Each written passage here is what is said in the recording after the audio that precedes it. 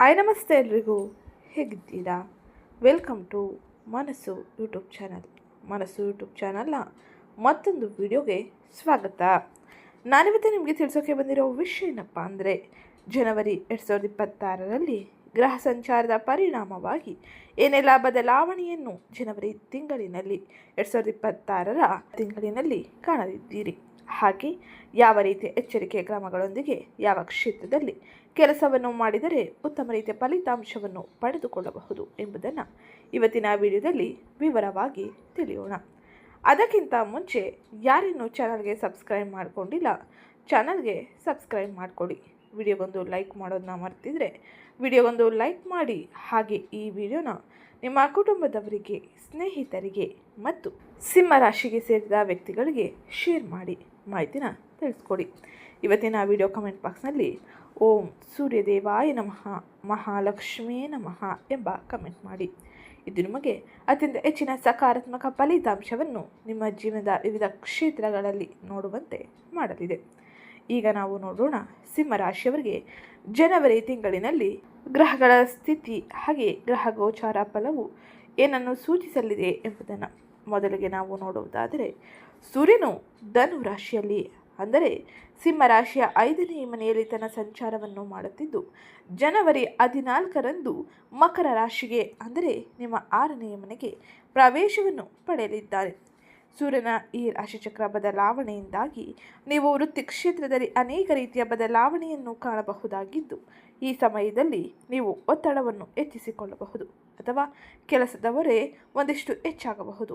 ಹಾಗಾಗಿ ಸರಿಯಾದ ರೀತಿಯಲ್ಲಿ ಕೆಲಸವನ್ನು ಸರಿಯಾದ ಸಮಯಕ್ಕೆ ಪೂರ್ಣಗೊಳಿಸಲು ನೀವು ಹೆಚ್ಚಿನ ಶ್ರಮವನ್ನು ವಹಿಸಬೇಕಾಗಿರಲಿದೆ. ಹಾಗೆ ಈ ಸಮಯದಲ್ಲಿ ರಾಜಕೀಯ ಹಾಗೆ ಸಹೋದ್ಯೋಗಿಗಳ ಜೊತೆಗೆ ನೀವು ಒಂದಿಷ್ಟು ಸಂಘರ್ಷಣವನ್ನು ಕೂಡ ಮಾಡಿಕೊಳ್ಳಲಿದ್ದೀರಿ. ಹಾಗಾಗಿ ಎಲ್ಲವನ್ನು ತಾಳ್ಮೆಯಿಂದ ನಿಭಾಯಿಸುವುದು ಬಹು ಮುಖ್ಯವಾಗಿರಲಿದೆ. ಆರೋಗ್ಯದಲ್ಲೂ ಕೂಡ ಅನೇಕ ರೀತಿಯ ಬದಲಾವಣೆಯೂ ಇರಲಿದೆ. ಹಾಗಾಗಿ ಆರೋಗ್ಯದ ಕಡೆ ಹೆಚ್ಚಿನ ಗಮನವನ್ನು ನೀಡುವುದು ಉತ್ತಮವಾಗಿರಲಿದೆ. ಇನ್ನು ಮುಂದಿನದ್ದಾಗಿ ಈ ಜನವರಿ ತಿಂಗಳಿನಲ್ಲಿ ಕುಜ ಅಂದರೆ ಮಂಗಳನ ಸಂಚಾರ ಯಾವ ರೀತಿಯಲ್ಲಿ ಇರಲಿದೆ ಎಂದು ನೋಡೋಣ. ಮಂಗಳ ಧನು ರಾಶಿಯಲ್ಲಿ ಅಂದರೆ 5ನೇ ಮನೆಯಲ್ಲಿ ಪ್ರಸ್ತುತ ಸಮಯದಲ್ಲಿ ತನ್ನ ಸಂಚಾರವನ್ನು ಮಾಡುತ್ತಿದ್ದು, ಜನವರಿ 16ರಂದು ಮಕರ ರಾಶಿಗೆ ಅಂದರೆ ಸಿಂಹರಾಶಿಯ 6ನೇ ಮನೆಗೆ ತನ್ನ ಪ್ರವೇಶವನ್ನು ಪಡೆಯಲಿದ್ದಾನೆ. ಮಂಗಳನ ಈ ಸಂಚಾರದ ಸಮಯದಲ್ಲಿ ನೀವು ಧೈರ್ಯ ಮತ್ತು ಉತ್ತಮ ರೀತಿಯ ಬದಲಾವಣೆಯನ್ನು ಪ್ರತಿ ಕ್ಷೇತ್ರದಲ್ಲೂ ಕೂಡ ಪಡೆಯಬಹುದಾಗಿರಲಿದೆ. ಮಂಗಳನು ನಿಮಗೆ ಉತ್ತಮ ರೀತಿಯಲ್ಲಿ ಕೆಲಸವನ್ನು ಪೂರ್ಣಗೊಳಿಸಲು ಹಾಗೆ ಎಲ್ಲ ಕೆಲಸದಲ್ಲೂ ಅತಿ ವೇಗದಿಂದ ಚುರುಕುತನದಿಂದ ಮುಂದುವರಿಯುವ ಶಕ್ತಿಯನ್ನು ನೀಡಲಿದ್ದಾನೆ. ಆದರೆ ಈ ಸಮಯದಲ್ಲಿ ನಿಮ್ಮ ತಾಳ್ಮೆ ಅತ್ಯಗತ್ಯವಾಗಿರಲಿದೆ. ಮಾತಿನ ಮೇಲೆ ಹಿಡಿತವನ್ನು ಸಾಧಿಸುವುದು ಬಹು ಮುಖ್ಯವಾಗಿರಲಿದೆ. ಇನ್ನು ಮುಂದಿನದ್ದಾಗಿ ಶುಕ್ರನು ಪ್ರಸ್ತುತ ಸಮಯದಲ್ಲಿ ಧನು ರಾಶಿಯಲ್ಲಿ ಅಂದರೆ ಸಿಂಹರಾಶಿಯ 5ನೇ ಮನೆಯಲ್ಲಿ ತನ್ನ ಸಂಚಾರವನ್ನು ಮಾಡುತ್ತಿದ್ದು, ಜನವರಿ 13ರಂದು ನಿಮ್ಮ 6ನೇ ಮನೆಗೆ ತನ್ನ ಪ್ರವೇಶವನ್ನು ಪಡೆಯಲಿದ್ದಾನೆ. ಶುಕ್ರನ ಈ ಸಂಚಾರದ ಸಮಯದಲ್ಲಿ ನೀವು ಕೆಲಸ, ಸೇವೆ ಮತ್ತು ಆರೋಗ್ಯದಲ್ಲಿ ಅನೇಕ ರೀತಿಯ ಬದಲಾವಣೆಯನ್ನು ಕಾಣಬಹುದಾಗಿರಲಿದೆ.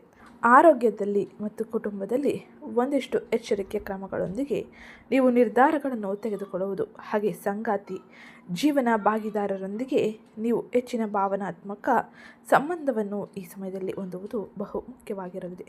ನಿಮ್ಮ ಮಾತುಗಳು ಅವರಿಗೆ ತಪ್ಪು ಗ್ರಹಿಕೆಯಾಗಬಹುದು. ಇದರಿಂದಾಗಿ ಮಾನಸಿಕ ಅಶಾಂತಿ ಅಥವಾ ಕುಟುಂಬದಲ್ಲಿ ಗದ್ದಲದ ಸಾಧ್ಯತೆ ಇರಲಿದೆ. ಬಹಳ ಎಚ್ಚರಿಕೆಯಿಂದ ಮುಂದುವರಿಯಿರಿ.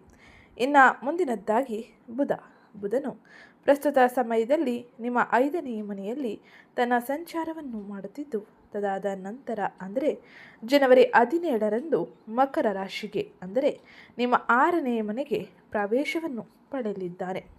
ಬುಧನ ಈ ಸಂಚಾರದ ಪರಿಣಾಮವಾಗಿ ನೀವು ನಿಮ್ಮ ಕ್ಷೇತ್ರಗಳಾದ ಆರ್ಥಿಕ ವ್ಯವಹಾರಗಳು ಹಾಗೆ ಶಿಕ್ಷಣ ಕ್ಷೇತ್ರದಲ್ಲಿ ಬುಧನ ಪ್ರಭಾವ ಇರಲಿದ್ದು, ಅನೇಕ ರೀತಿಯ ಸಮಸ್ಯೆಗಳಿಗೆ ಬುಧನ ಈ ಸಂಚಾರವು ಪರಿಹಾರವನ್ನು ನೀಡಲಿದೆ. ಹಾಗೆ ನಿಮ್ಮ ಸಂವಹನದಲ್ಲಿ ಸುಧಾರಣೆ ಕಾಣಲಿದ್ದು, ಈ ಸಮಯದಲ್ಲಿ ನಿಮ್ಮ ಸಂವಹನೆಯು ಆರ್ಥಿಕ ವ್ಯವಹಾರಗಳಲ್ಲಿ ಉಂಟಾಗುವ ಅನೇಕ ರೀತಿಯ ಸಮಸ್ಯೆಗಳಿಗೆ ಪರಿಹಾರವನ್ನು ನೀಡಲಿದೆ. ಹಾಗೆ ಇದು ನಿಮಗೆ ಅತ್ಯಂತ ಹೆಚ್ಚಿನ ಸಹಕಾರಿಯಾಗಿರಲಿದೆ. ವಿದ್ಯಾರ್ಥಿಗಳಿಗೂ ಕೂಡ ಈ ಸಮಯದಲ್ಲಿ ಶಿಕ್ಷಣ ಕ್ಷೇತ್ರದಲ್ಲಿ ಉತ್ತಮ ರೀತಿಯ ಫಲಿತಾಂಶವನ್ನು ನೋಡಲು ಹಾಗೆ ಏಕಾಗ್ರತೆಯನ್ನು ಸುಧಾರಿಸಲು ಹೆಚ್ಚಿನ ಸಹಕಾರಿಯಾಗಿರಲಿದೆ. ಇದು ಬುಧನ ಸಂಚಾರದಿಂದಾಗಿ ಪ್ರಮುಖವಾಗಿ ನೀವು ನೋಡುವ ಬದಲಾವಣೆಯಾಗಿದ್ದು, ಇನ್ನು ಮುಂದಿನದ್ದಾಗಿ ಗುರುವಿನ ಸಂಚಾರ, ಗುರುವಿನ ಪ್ರಭಾವ ಈ ಜನವರಿ ತಿಂಗಳಿನಲ್ಲಿ ಹೇಗಿರಲಿದೆ ಎಂದು ನೋಡೋಣ. ಗುರು ಮಿಥುನ ರಾಶಿಯಲ್ಲಿ ಅಂದರೆ ಸಿಂಹ ರಾಶಿಯ 11ನೇ ಮನೆಯಲ್ಲಿ ತನ್ನ ಸಂಚಾರವನ್ನು ಮಾಡಲಿದ್ದಾನೆ. ಲಾಭದ ಸ್ಥಾನದಲ್ಲಿ ಗುರುವಿನ ಸಂಚಾರದಿಂದಾಗಿ ನೆಟ್ವರ್ಕಿಂಗ್ ಬೆಂಬಲ ಸಿಗಲಿದೆ. ಹಾಗಾಗಿ ಈ ಸಮಯದಲ್ಲಿ ಆರ್ಥಿಕ ವ್ಯವಹಾರಗಳು ಉತ್ತಮ ರೀತಿಯಲ್ಲಿ ಮುಂದುವರಿಯಲಿದೆ. ಈ ಸಮಯದಲ್ಲಿ ಕುಟುಂಬದಲ್ಲಿ ಉತ್ತಮ ರೀತಿಯ ಬದಲಾವಣೆಯನ್ನು ನೀವು ಗುರುವಿನ ಅನುಗ್ರಹದಿಂದ ನೋಡಬಹುದಾಗಿದ್ದು, ಗುರು 11ನೇ ಮನೆಯಲ್ಲಿ ತನ್ನ ಸಂಚಾರವನ್ನು ಮಾಡುವುದರಿಂದಾಗಿ ಸ್ನೇಹಿತರು, ಹಿರಿಯರು ಮತ್ತು ವೃತ್ತಿಪರ ವಲಯದಲ್ಲಿ ಆರ್ಥಿಕವಾಗಿ ಬೆಂಬಲವನ್ನು ನೀವು ಪಡೆಯಬಹುದಾಗಿರಲಿದೆ. ಇದರಿಂದಾಗಿ ಅತ್ಯಂತ ಹೆಚ್ಚಿನ ಉತ್ತಮ ರೀತಿಯ ಬದಲಾವಣೆಯನ್ನು ಆರ್ಥಿಕ ವ್ಯವಹಾರಗಳಲ್ಲಿ, ಜೀವನದ ವಿವಿಧ ಕ್ಷೇತ್ರಗಳಲ್ಲಿ ನೀವು ಕಾಣಬಹುದಾಗಿರಲಿದೆ. ಇನ್ನು ಮುಂದಿನದ್ದಾಗಿ ಶನಿಯ ಪ್ರಭಾವ, ಶನಿಯ ಸಂಚಾರ ಯಾವ ರೀತಿಯಲ್ಲಿ ಇರಲಿದೆ ಎಂದು ನೋಡೋಣ. ಶನಿ ಮೀನರಾಶಿಯಲ್ಲಿ ಅಂದರೆ 8ನೇ ಮನೆಯಲ್ಲಿ ಸಿಂಹರಾಶಿಯ 8ಮ ಸ್ಥಾನದಲ್ಲಿ ತನ್ನ ಪ್ರಭಾವವನ್ನು ಬೀರಲಿದ್ದಾನೆ. ಈ ಶನಿಯ ಸಂಚಾರದ ಪರಿಣಾಮವಾಗಿ ನೀವು ಅನೇಕ ರೀತಿಯ ಬದಲಾವಣೆಯನ್ನು ಹಾಗೆ ಶಿಸ್ತಿನ ಜೀವನವನ್ನು ಅಳವಡಿಸಿಕೊಳ್ಳಲಿದ್ದೀರಿ. ಶನಿಯು ಶಿಸ್ತುಬದ್ಧ ಜೀವನ ಹಾಗೆ ಆರ್ಥಿಕ ವ್ಯವಹಾರಗಳಲ್ಲಿ ಉತ್ತಮ ರೀತಿಯ ಬದಲಾವಣೆಯನ್ನು ತರಲಿದ್ದಾನೆ. ಈ ಸಮಯದಲ್ಲಿ ಅನಿರೀಕ್ಷಿತ ಖರ್ಚುಗಳಿಗೂ ಕೂಡ ಶನಿಯ ಈ ಸಂಚಾರವು ಕಾರಣವಾಗಬಹುದು. 8ನೇ ಮನೆಯಲ್ಲಿ ಶನಿಯು ಆರೋಗ್ಯ, ವಿಮೆ, ರಿಪೇರಿ ಅಥವಾ ಕುಟುಂಬದ ಕಟ್ಟುಪಾಡುಗಳಿಗೆ ಸಂಬಂಧಿಸಿದ ಅನಿರೀಕ್ಷಿತ ಖರ್ಚುಗಳನ್ನು ತರಬಹುದು. ಈ ಸಮಯದಲ್ಲಿ ಯಾವುದೇ ರೀತಿಯ ಅಪಾಯಕಾರಿ ಹೂಡಿಕೆಗಳಿಗೆ ಹಣ ಹಾಕದೆ ನೀವು ಶಿಸ್ತುಬದ್ಧ ಬಜೆಟ್ನೊಂದಿಗೆ ವ್ಯವಹರಿಸುವುದು ಬಹು ಮುಖ್ಯವಾಗಿದೆ. ಹಾಗೆ ನಿಮ್ಮ ಮಾತುಗಳಲ್ಲಿ, ವ್ಯಾಪಾರ ವ್ಯವಹಾರಗಳಲ್ಲಿ ಹಿಡಿತವನ್ನು ಸಾಧಿಸುವುದು ಹಾಗೆ ಪಾಲುದಾರರ ಜೊತೆ ಪಾರದರ್ಶಕ ವ್ಯವಹಾರವನ್ನು ಮಾಡುವುದು ಬಹು ಮುಖ್ಯವಾಗಿರಲಿದೆ. ಇದು ಶನಿಯ ಸಂಚಾರದಿಂದಾಗಿ ಪ್ರಮುಖವಾಗಿ ನೀವು ನೋಡುವ ಬದಲಾವಣೆಯಾಗಿದ್ದು, ಇನ್ನು ರಾಹು ಮತ್ತು ಕೇತುವಿನ ಸಂಚಾರ ಯಾವ ರೀತಿಯ ಪ್ರಭಾವವನ್ನು ಬೀರಲಿದೆ ಎಂದು ನೋಡೋಣ. ರಾಹು ಕುಂಭರಾಶಿಯಲ್ಲಿ ಅಂದರೆ ಸಿಂಹರಾಶಿಯ 7ನೇ ಮನೆಯಲ್ಲಿ, ಕೇತು ಸಿಂಹರಾಶಿಯಲ್ಲಿ ಅಂದರೆ ನಿಮ್ಮ 1ನೇ ಮನೆಯಲ್ಲಿ ತನ್ನ ಸಂಚಾರವನ್ನು ಮಾಡಲಿದ್ದಾರೆ. ರಾಹುವಿನ ಈ ಸಂಚಾರದ ಪರಿಣಾಮವಾಗಿ ಸಹೋದ್ಯೋಗಿಗಳು, ಗ್ರಾಹಕರು, ಪಾಲುದಾರರೊಂದಿಗೆ ಸಂವಹನ ಅನಿರೀಕ್ಷಿತವಾಗಿರಬಹುದು. ಜನರನ್ನು ರಾಜತಾಂತ್ರಿಕವಾಗಿ ನಿಭಾಯಿಸುವುದು ಬಹು ಮುಖ್ಯವಾಗಿದ್ದು, ಇನ್ನು ಕೇತುವು 1ನೇ ಮನೆಯಲ್ಲಿ ತನ್ನ ಸಂಚಾರವನ್ನು ಮಾಡುವ ಕಾರಣದಿಂದಾಗಿ ಸಿಂಹ ರಾಶಿಗೆ ಸೇರಿದ ಜನರಿಗೆ ಅನೇಕ ರೀತಿಯ ಬದಲಾವಣೆಯೂ ಇರಲಿದೆ.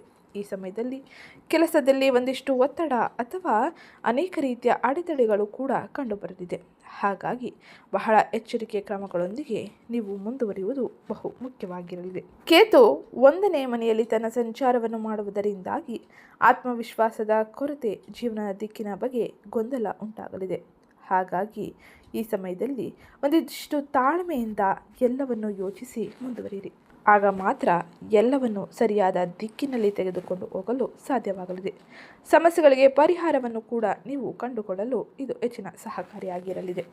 ಇದು ಗ್ರಹ ಸಂಚಾರದಿಂದಾಗಿ ನೀವು ಪ್ರಮುಖವಾಗಿ ಜೀವನದ ವಿವಿಧ ಕ್ಷೇತ್ರಗಳಲ್ಲಿ ನೋಡುವ ಪ್ರಮುಖ ಬದಲಾವಣೆಯಾಗಿದ್ದು, ಈಗ ನಾವು ನೋಡೋಣ ಈ ಎಲ್ಲ ಗ್ರಹ ಸಂಚಾರದಿಂದಾಗಿ ನಿಮ್ಮ ಜೀವನದ ವಿವಿಧ ಕ್ಷೇತ್ರಗಳಾದ ವೃತ್ತಿ, ವ್ಯವಹಾರ, ಆರ್ಥಿಕತೆ, ಆರೋಗ್ಯ, ಶಿಕ್ಷಣದ ಮೇಲೆ ಗ್ರಹ ಸಂಚಾರ ಏನೆಲ್ಲ ಬದಲಾವಣೆಯನ್ನು ತರಲಿದೆ, ಯಾವ ಸಮಯದಲ್ಲಿ ಯಾವ ಕ್ಷೇತ್ರದಲ್ಲಿ ಎಚ್ಚರಿಕೆ ನಿರ್ಧಾರಗಳನ್ನು ತೆಗೆದುಕೊಳ್ಳಬೇಕು ಎಂಬುದನ್ನು, ಇದರ ಜೊತೆಗೆ ವಿಡಿಯೋ ಕೊನೆಯಲ್ಲಿ ನಿಮ್ಮ ಸರಳ ಪ್ರಶ್ನೆಗಳಿಗೂ ಕೂಡ ನಾನು ಉತ್ತರವನ್ನು ನೀಡಿರ್ತೀನಿ. ಅದಕ್ಕೋಸ್ಕರ ಇಲ್ಲಿಂದ ಕೊನೆವರೆಗೂ ವಿಡಿಯೋನ ಸ್ಕಿಪ್ ಮಾಡದೆ ನೋಡಿ. ಹಾಗೆ ಯಾರಿನ್ನೂ ಚಾನಲ್ಗೆ ಸಬ್ಸ್ಕ್ರೈಬ್ ಮಾಡ್ಕೊಂಡಿಲ್ಲ, ಚಾನಲ್ಗೆ ಸಬ್ಸ್ಕ್ರೈಬ್ ಮಾಡ್ಕೊಳ್ಳಿ, ವಿಡಿಯೋಗೊಂದು ಲೈಕ್ ಮಾಡಿ. ಹಾಗೆ ಇವತ್ತಿನ ವಿಡಿಯೋ ಕಮೆಂಟ್ ಬಾಕ್ಸ್ನಲ್ಲಿ ಓಂ ಸೂರ್ಯದೇವಾಯ ನಮಃ ಎಂಬ ಕಮೆಂಟ್ ಮಾಡಿ. ಸಿಂಹರಾಶಿಯವರಿಗೆ ಜನವರಿ ತಿಂಗಳಿನಲ್ಲಿ ಸ್ವಲ್ಪ ನಿಧಾನಗತಿಯ ಪ್ರಗತಿ ಇರಲಿದೆ. ಈ ಸಮಯದಲ್ಲಿ ಜೀವನವನ್ನು ಮರು ಹೊಂದಾಣಿಕೆ ಮಾಡಿಕೊಳ್ಳಲು ನೀವು ಸಿದ್ಧರಾಗಲಿದ್ದೀರಿ. ಆರಂಭದಲ್ಲಿ ನಿಮ್ಮ ಗಮನವು ಸೃಜನಶೀಲತೆ, ಮಕ್ಕಳು ಅಥವಾ ವೈಯಕ್ತಿಕ ಆಸಕ್ತಿಗಳ ಕಡೆಗೆ ಹೋಗಬಹುದು. ಆದರೆ ಶೀಘ್ರದಲ್ಲೇ ವಾಸ್ತವತೆ ಎದುರಾಗುತ್ತದೆ, ಜವಾಬ್ದಾರಿಗಳು ಹೆಚ್ಚಾಗುತ್ತದೆ, ದಿನಚರಿಯ ವಿಷಯಗಳು ನಿಮ್ಮ ಗಮನವನ್ನು ಬಯಸುತ್ತದೆ. ಜನವರಿ ಮಧ್ಯದ ನಂತರ ಅಂದರೆ ಜನವರಿ 13ರ ನಂತರ ಗ್ರಹ ಸಂಚಾರವು ಪ್ರಾರಂಭವಾಗಲಿದ್ದು ಗ್ರಹಗಳ ಸ್ಥಿತಿಯಲ್ಲಿ ಅನೇಕ ರೀತಿಯ ಬದಲಾವಣೆ ಉಂಟಾಗಲಿದೆ. ಇದರಿಂದಾಗಿ ನಿಮ್ಮ ದೈನಂದಿನ ಕೆಲಸ, ಆರೋಗ್ಯ ಮತ್ತು ಶಿಸ್ತಿನ ಆದ್ಯತೆಯನ್ನು ಪಡೆಯುತ್ತದೆ. ಬೆಳವಣಿಗೆಯು ಈಗ ದೊಡ್ಡ ನಡೆಗಳ ಮೂಲಕ ಬರುವುದಿಲ್ಲ, ಬದಲಿಗೆ ಸ್ಥಿರತೆ ಮತ್ತು ಪ್ರಯತ್ನದ ಮೂಲಕ ಬರುತ್ತದೆ ಎಂದು ನೀವು ಅರಿತುಕೊಳ್ಳಲಿದ್ದೀರಿ. ಇನ್ನು 11ನೇ ಮನೆಯಲ್ಲಿರುವ ಗುರುವು ಅಂದರೆ ಲಾಭದ ಸ್ಥಾನದಲ್ಲಿ ಗುರುವಿನ ಸಂಚಾರದ ಪರಿಣಾಮವಾಗಿ ಲಾಭ ಮತ್ತು ನೆಟ್ವರ್ಕಿಂಗ್ ಬೆಂಬಲ ಇರಲಿದೆ. ಇದು ನಿಮಗೆ ಉತ್ತಮ ರೀತಿಯ ಬದಲಾವಣೆಯನ್ನು ಆರ್ಥಿಕ ವ್ಯವಹಾರಗಳಲ್ಲಿ ತರಲು ಸಹಕಾರಿಯಾಗಿರಲಿದೆ. ಆದರೆ 8ನೇ ಮನೆಯಲ್ಲಿ ಶನಿ ಅಂದರೆ ಅಷ್ಟಮ ಶನಿಯ ಕಾರಣದಿಂದಾಗಿ ನಿಮಗೆ ಇನ್ನು ಮುಂದೆ ಅಗತ್ಯವಿಲ್ಲದ ಅಭ್ಯಾಸಗಳನ್ನು ಬದಲಾಯಿಸಲು ಮೌನವಾಗಿ ಒತ್ತಾಯಿಸುತ್ತಾನೆ. ಈ ತಿಂಗಳು ನಿಮ್ಮನ್ನು ಒಳಗಿನಿಂದ ಮರುರೂಪಿಸುತ್ತಾನೆ. ಒಟ್ಟಾರೆಯಾಗಿ ಗ್ರಹ ಸಂಚಾರದ ಪರಿಣಾಮವಾಗಿ 2026ರ ಜನವರಿ ತಿಂಗಳಿನಲ್ಲಿ ಈ ಎಲ್ಲ ಬದಲಾವಣೆಯನ್ನು ನೀವು ಕಾಣಬಹುದಾಗಿರಲಿದೆ. ಈಗ ನಾವು ನೋಡೋಣ ಸಿಂಹರಾಶಿಯವರ ವೃತ್ತಿ, ಉದ್ಯೋಗ ಕ್ಷೇತ್ರಗಳಲ್ಲಿ ಏನೆಲ್ಲ ಬದಲಾವಣೆ ಯಾವ ಸಮಯದಲ್ಲಿ ಇರಲಿದೆ ಎಂದು.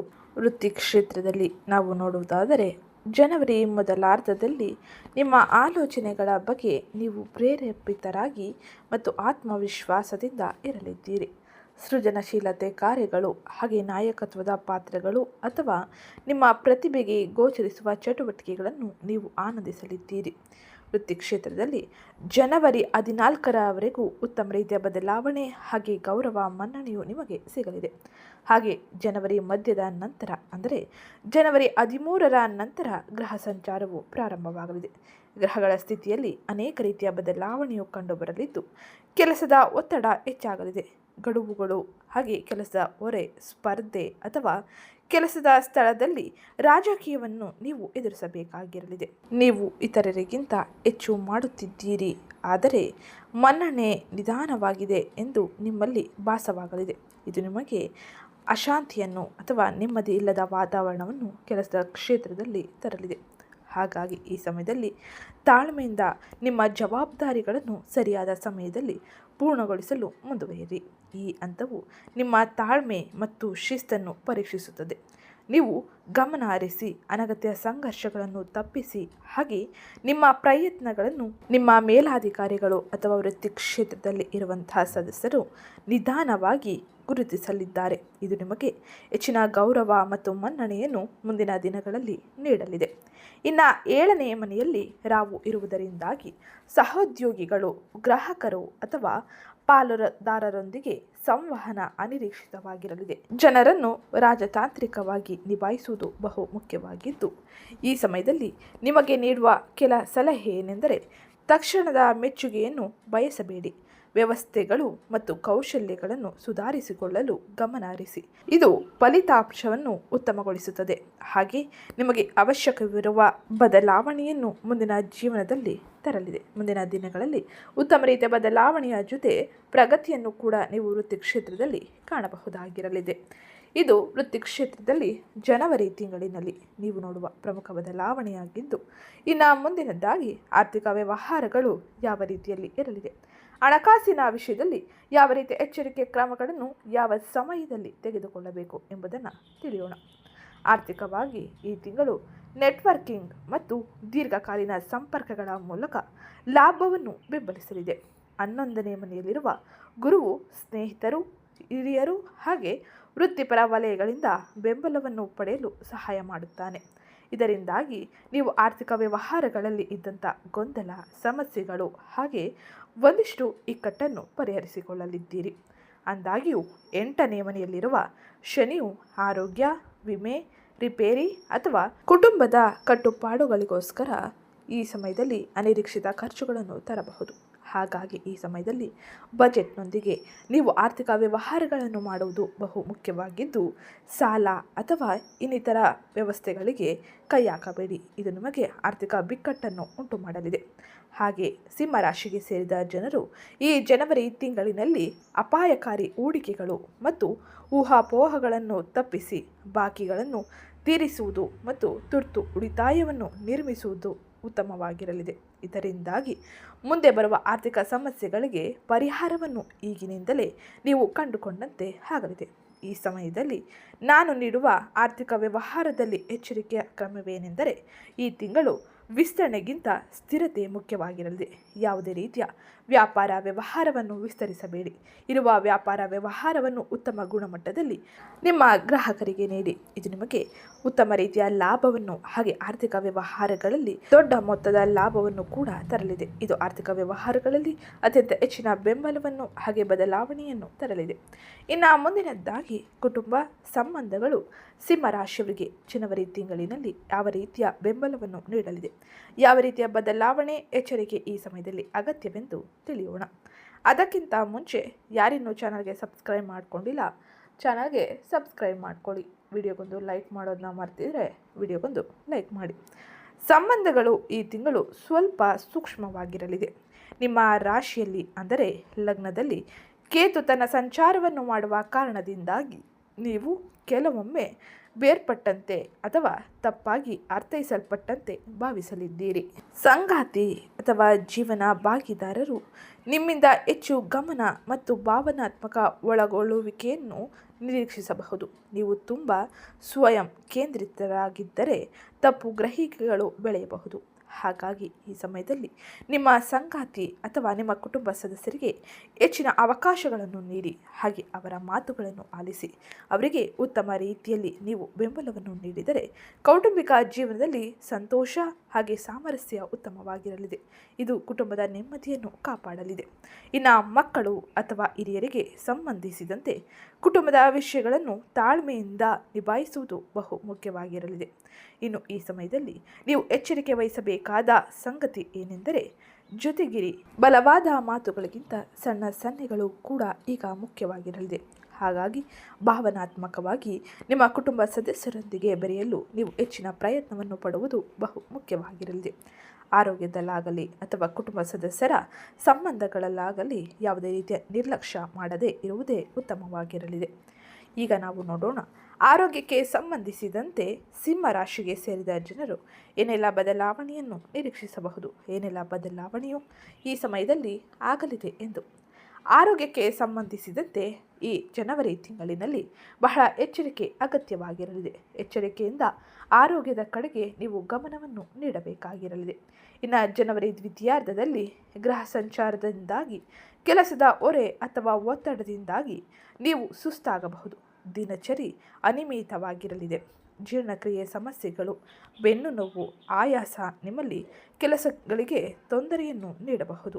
ಹಾಗಾಗಿ ಸರಿಯಾದ ವಿಶ್ರಾಂತಿಯನ್ನು ತೆಗೆದುಕೊಳ್ಳಿ, ಹಾಗೆ ಆಹಾರ ಕ್ರಮಗಳ ಕಡೆಗೆ ಹೆಚ್ಚಿನ ಗಮನವನ್ನು ನೀಡಿ. ಸಣ್ಣ ರೋಗ ಲಕ್ಷಣಗಳನ್ನು ನಿರ್ಲಕ್ಷಿಸಬೇಡಿ. ನಿಯಮಿತ ನಿದ್ರೆ, ಲಘು ವ್ಯಾಯಾಮ ಮತ್ತು ಸಮತೋಲಿತ ಆಹಾರ ಅಗತ್ಯವಾಗಿರಲಿದೆ. ಈ ಸಮಯದಲ್ಲಿ ಬಹಳ ಎಚ್ಚರಿಕೆ ಕ್ರಮಗಳೊಂದಿಗೆ ಆರೋಗ್ಯವನ್ನು ಕಾಪಾಡಿಕೊಳ್ಳಿ. ಈಗ ನಾನು ನೀಡುವ ನಿಮಗೆ ಸಲಹೆ ಏನೆಂದರೆ, ಶಿಸ್ತು ಈ ತಿಂಗಳು ನಿಮ್ಮ ದೊಡ್ಡ ಔಷಧಿಯಾಗಿರಲಿದೆ. ಶಿಸ್ತಿನ ಜೀವನ ಹಾಗೆ ವ್ಯಾಯಾಮ, ಇದರ ಜೊತೆಗೆ ವಾಹನವನ್ನು ಚಲಿಸುವಾಗ ಬಹಳ ಎಚ್ಚರಿಕೆ ಕ್ರಮಗಳೊಂದಿಗೆ ಮುಂದುವರಿಯುವುದು ಬಹು ಮುಖ್ಯವಾಗಿರಲಿದೆ. ಇದರಿಂದಾಗಿ ಆಗುವ ದೊಡ್ಡ ಅಪಘಾತಗಳು, ಅನಾಹುತಗಳನ್ನು ತಪ್ಪಿಸಬಹುದಾಗಿರಲಿದೆ. ಇನ್ನು ಮುಂದಿನದ್ದಾಗಿ ಉದ್ಯೋಗ, ವ್ಯಾಪಾರ, ವ್ಯವಹಾರವನ್ನು ಮಾಡುತ್ತಿರುವ ಸಿಂಹ ರಾಶಿಗೆ ಸೇರಿದ ಜನರು ಏನೆಲ್ಲ ಬದಲಾವಣೆಯನ್ನು 2026ರ ಜನವರಿ ತಿಂಗಳಿನಲ್ಲಿ ನೋಡಲಿದ್ದಾರೆ ಎಂಬುದನ್ನು. ವ್ಯಾಪಾರ ಮಾಲೀಕರು ಮಿಶ್ರ ಫಲಿತಾಂಶವನ್ನು ಅನುಭವಿಸಲಿದ್ದಾರೆ. ಸಂಪರ್ಕಗಳು ಮತ್ತು ನೆಟ್ವರ್ಕಿಂಗ್ ಮೂಲಕ ಲಾಭಗಳ ಸಾಧ್ಯತೆ ಇರಲಿದೆ. ಗುರುವಿನ ಅನುಗ್ರಹದಿಂದಾಗಿ ಲಾಭಕ್ಕೆ ಯಾವುದೇ ರೀತಿಯ ಕೊರತೆ ಇರುವುದಿಲ್ಲ. ಆದರೆ ದೈನಂದಿನ ಕಾರ್ಯಾಚರಣೆಗಳು ಈ ಸಮಯದಲ್ಲಿ ಕಷ್ಟಕರವೆನಿಸಬಹುದು. ಹೀಗಾಗಿ ಕೆಲಸದ ಹೊರೆ ನಿಮಗೆ ಹೆಚ್ಚಾಗಿರಲಿದೆ. ಪಾಲುದಾರಿಕೆಗಳಲ್ಲಿ ಎಚ್ಚರಿಕೆ ಅಗತ್ಯವಾಗಿರಲಿದೆ. ಈ ಸಮಯದಲ್ಲಿ ಮೌಖಿಕ ಭರವಸೆಯನ್ನು ಕುರುಡಾಗಿ ನಂಬಬೇಡಿ. ಇದನ್ನು ತಪ್ಪಿಸಿ ಉತ್ತಮ ರೀತಿಯಲ್ಲಿ ನೀವು ಮುಂದುವರೆದರೆ ಮಾತ್ರ ನೀವು ವ್ಯಾಪಾರ ವ್ಯವಹಾರಗಳಲ್ಲಿ ಆಗುವ ನಷ್ಟಗಳನ್ನು ಅಥವಾ ತಪ್ಪುಗಳನ್ನು ನೀವು ಸರಿಪಡಿಸಿಕೊಳ್ಳಬಹುದಾಗಿರಲಿದೆ. ದಾಖಲೆಗಳನ್ನು ಸ್ಪಷ್ಟವಾಗಿಡಿ. ಒಪ್ಪಂದಗಳನ್ನು ಖಚಿತಪಡಿಸಿಕೊಳ್ಳಿ. ಹಾಗೆ ವಿದೇಶಿ ವ್ಯಾಪಾರ ವ್ಯವಹಾರಗಳಿಗೆ ಇದು ಸರಿಯಾದ ಸಮಯವಾಗಿರುವುದಿಲ್ಲ. ಹಾಗಾಗಿ ಇರುವ ವ್ಯಾಪಾರ ವ್ಯವಹಾರಗಳನ್ನು ನೀವು ಉತ್ತಮ ರೀತಿಯಲ್ಲಿ ಉತ್ತಮ ಗುಣಮಟ್ಟದಲ್ಲಿ ಮುಂದುವರಿಸಿ. ಇದು ನಿಮಗೆ ಹೆಚ್ಚಿನ ಬೆಂಬಲವನ್ನು, ಆರ್ಥಿಕ ನಷ್ಟಗಳನ್ನು ತಡೆಯಲು ಸಾಧ್ಯವಾಗಲಿದೆ. ಇದು ಜನವರಿ ತಿಂಗಳಿನಲ್ಲಿ ನೀವು ಪ್ರಮುಖವಾಗಿ ನೋಡುವ ಬದಲಾವಣೆಯಾಗಿದ್ದು, ಇನ್ನು ಮುಂದಿನದ್ದಾಗಿ ಸಿಂಹ ರಾಶಿಗೆ ಸೇರಿದ ವಿದ್ಯಾರ್ಥಿಗಳು ಏನೆಲ್ಲ ಬದಲಾವಣೆಯನ್ನು ನಿರೀಕ್ಷಿಸಬಹುದು, ಏನೆಲ್ಲ ಬದಲಾವಣೆಗಳು ಆಗಲಿದೆ ಎಂಬುದನ್ನು ನೋಡೋಣ. ವಿದ್ಯಾರ್ಥಿಗಳಿಗೆ ಸ್ಪರ್ಧೆ ಅಥವಾ ನಿರೀಕ್ಷೆಗಳಿಗಿಂತ ಒತ್ತಡವನ್ನು ಅನುಭವಿಸುವುದು ಹೆಚ್ಚಾಗಿರಲಿದೆ. ಪ್ರಯತ್ನದ ಹೊರತಾಗಿಯೂ ಪ್ರಗತಿ ನಿಧಾನವಾಗಿದೆ ಎಂದು ನಿಮಗೆ ಅನಿಸಲಿದೆ.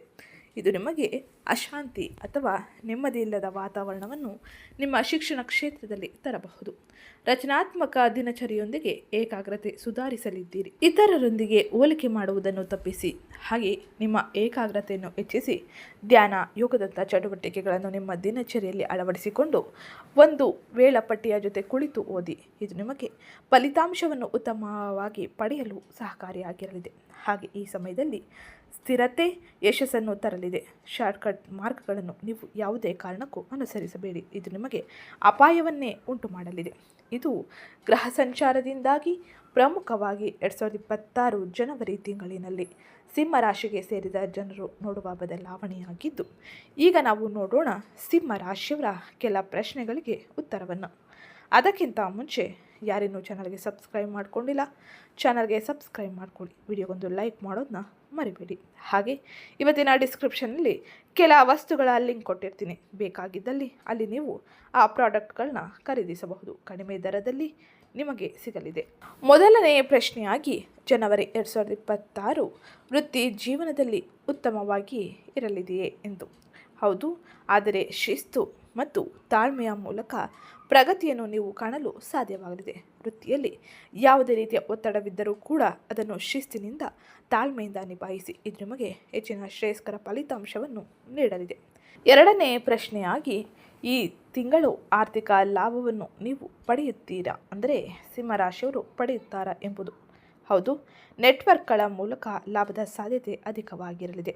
ಆದರೆ ಖರ್ಚುಗಳು ಕೂಡ ಅದೇ ಮಟ್ಟದಲ್ಲಿ ಇರುವುದರಿಂದಾಗಿ ಬಜೆಟ್ನೊಂದಿಗೆ ನೀವು ಮುಂದುವರಿಯುವುದು ಬಹು ಮುಖ್ಯವಾಗಿರಲಿದೆ. ಇನ್ನು ಮೂರನೇ ಪ್ರಶ್ನೆಯಾಗಿ ಸಂಬಂಧಗಳಿಗೆ ಇದು ಉತ್ತಮ ತಿಂಗಳೇ. ಹೌದು, ಸಾಮರಸ್ಯವನ್ನು ಕಾಪಾಡಿಕೊಳ್ಳಲು ಪ್ರಯತ್ನಿಸಿ.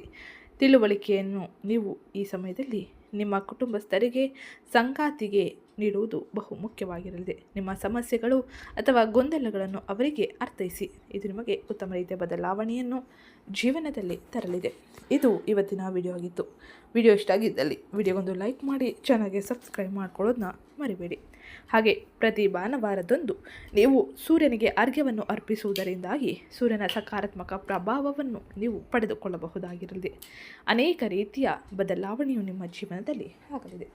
ಇವತ್ತಿನ ವಿಡಿಯೋ ಕಮೆಂಟ್ ಬಾಕ್ಸ್ನಲ್ಲಿ ಓಂ ಸೂರ್ಯದೇವಾಯ ನಮಃ ಎಂಬ ಕಮೆಂಟ್ ಮಾಡಿ. ಇದು ನಿಮಗೆ ಹೆಚ್ಚಿನ ನೆಮ್ಮದಿಯನ್ನು, ಬದಲಾವಣೆಯನ್ನು ತರಲಿದೆ. ವಿಡಿಯೋ ಇಷ್ಟ ಆಗಿದ್ದಲ್ಲಿ ವಿಡಿಯೋಗೊಂದು ಲೈಕ್ ಮಾಡಿ, ಚಾನಲ್ಗೆ ಸಬ್ಸ್ಕ್ರೈಬ್ ಮಾಡ್ಕೊಳ್ಳೋದನ್ನ ಮರಿಬೇಡಿ. ಹಾಗೆ ಈ ವಿಡಿಯೋನ ನಿಮ್ಮ ಕುಟುಂಬದವರಿಗೆ, ಸ್ನೇಹಿತರಿಗೆ ಮತ್ತು ಸಿಂಹ ರಾಶಿಗೆ ಸೇರಿದ ವ್ಯಕ್ತಿಗಳಿಗೆ ಶೇರ್ ಮಾಡಿ ಮಾಹಿತಿನ ತಿಳಿಸ್ಕೊಡಿ. ಸಿಗ್ತೀನಿ ನೆಕ್ಸ್ಟ್ ವಿಡಿಯೋದಲ್ಲಿ.